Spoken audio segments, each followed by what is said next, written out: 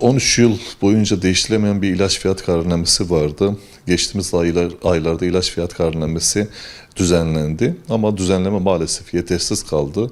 Yetersiz kalması sonucunda da inanılmaz bir şekilde bir mağduriyet falan yaratıldı. Hem ilaç sanayisinde hem de eczacılık alanında inanılmaz bir derecede bir mağduriyet falan oldu. Bu enflasyonist ortamda özellikle ilaç üreticileri maalesef belirlenen sabit kur fiyatlarıyla ilaç üretmemeye başladı. Bunun sonucu olarak ilaçlar eczanelere falan gelmedi. En basit ağrı kesiciler, ağrı kesici şuruplarda, antibiyotiklerden tutun, en ağır kronik hastalıklarda kullanılan kanser ilaçlarından tutun kan ürünlerine kadar birçok ilaç maalesef piyasada olmamaya başladı.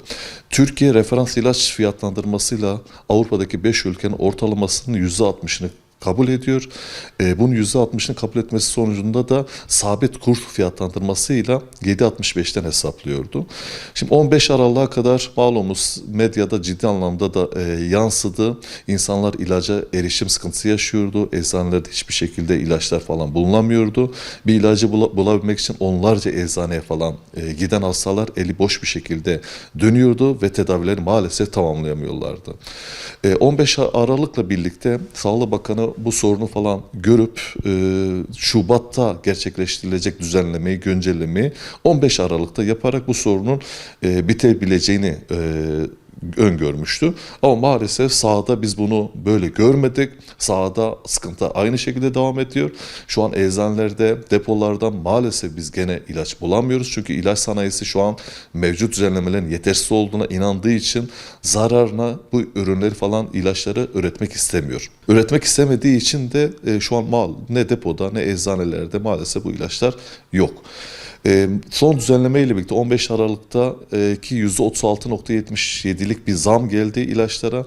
36.77'lik zamın bugünkü işte euro karşılığı, bizdeki sabit euro karşılığı 10.5'lere falan geldi. Malumunuz 19.5 olan reel euro kurunu 10.5'le sabitlenen bir ortamda, bir de Avrupa'nın 5 ülkenin ortalamasının %60'ın aldığı bir yerde ilaç firmaları bunu bu enflasyonist ortamda maalesef zarar ettiklerini öne sürerek ilaç üretimini yapmamaktadır. İnsanın en tabii hakkı olan sağlığa erişim olayını maalesef şu an yapamıyoruz. Tamamlayıcı tedaviye gerekli olan ilaçlar maalesef eczanelerimizde yok.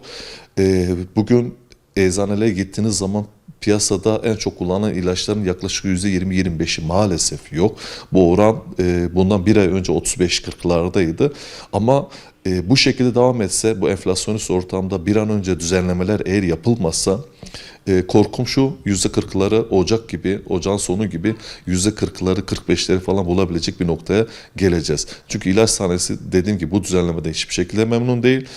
Zararına bu ilaçları ürettiğini bahane öne sürerek üretim yapmamaktadır. Bunun çözüm yolu aslında şudur: ilaç fiyat kararnamesini sıklıkla yılda en az bir 4 kere değiştirmek lazım. Ve enflasyon oranında falan değiştirmek lazım sürekli.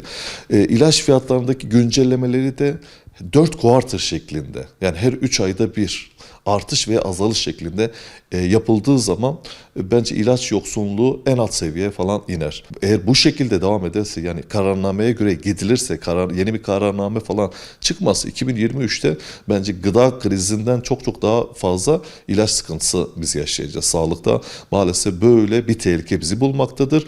Bugün bile bizim diğer illerdeki işte oda başkanlarıyla yapmış olduğumuz görüşmelerde en çok önemli olan kanser hastalarında kullanılan ilaçlar bulanmamaktadır. Bu böyle devam ederse onlarca vatandaşımızı bu tür nedenlerden dolayı yitirme durumuyla karşı karşıyayız. Sağlık hiçbir şekilde parayla olmaması lazım. Neden parayla olmaması lazım? Özellikle bu enflasyonist ortamda halkın bu kadar sıkıntı yaşadığı bir ortamda ilaçta maalesef yeteri kadar ekonomik olarak pay ayıramamaktadır.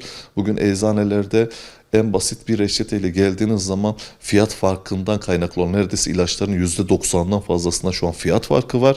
Özellikle sosyoekonomik durumu kötü olan insanlarda hakikaten ciddi anlamda sıkıntılar yaşamaktadır.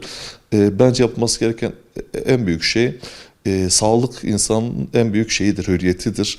O hürriyete olabildiğince desteklemeler falan yapmak lazım. Özellikle emekliler boyutunda, özellikle asgari ücretle çalışan SSK'lar boyutunda bunlarda katkı payı derecesi ya sıfırlanacak ya da ödenebilecek %3-5'lere kadar düşürülmesi vatandaş boyutunda çok çok daha iyi olur.